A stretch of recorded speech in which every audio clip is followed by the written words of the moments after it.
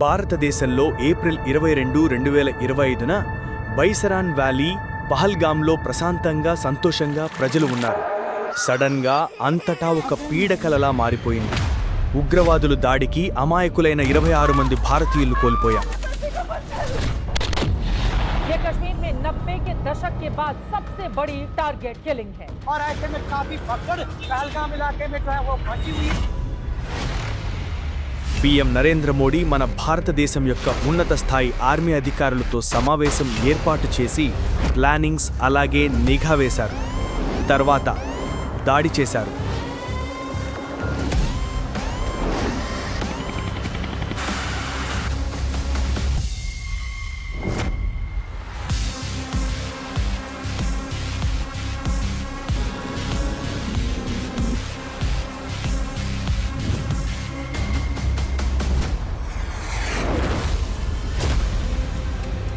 అదే 9 టెర్రరిస్ట్ శిబిరాలను పాకిస్తాన్ మరియు పోస్కే అంతటా ఉన్నటువంటి ఉగ్రవాది శిబిరాలను లక్ష్యంగా పెట్టుకొని టెర్రరిస్ట్ శిబిరాలను టార్గెట్ చేసి నాశనం చేసింది.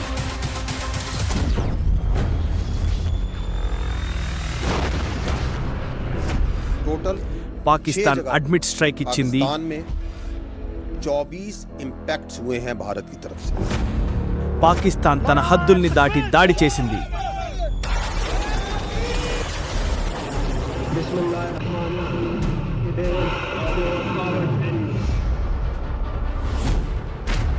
పాకిస్తాన్ మన పౌర ప్రాంతాలను లక్ష్యంగా చేసుకుని దాడి చేసింది.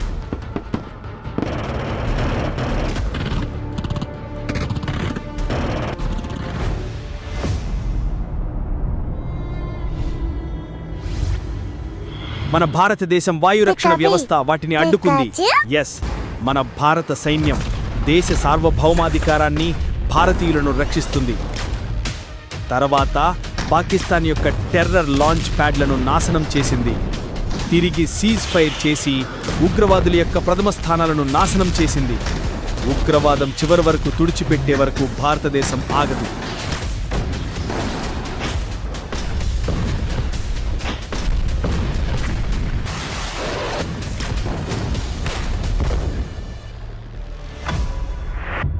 After my communication with the Pak DGMO, he proposed that we cease hostilities. Pahalgam దాడి వెనుక ఉన్న ఉగ్రవాదుల్ని కనిపెట్టి వారిని అంతం చేసింది.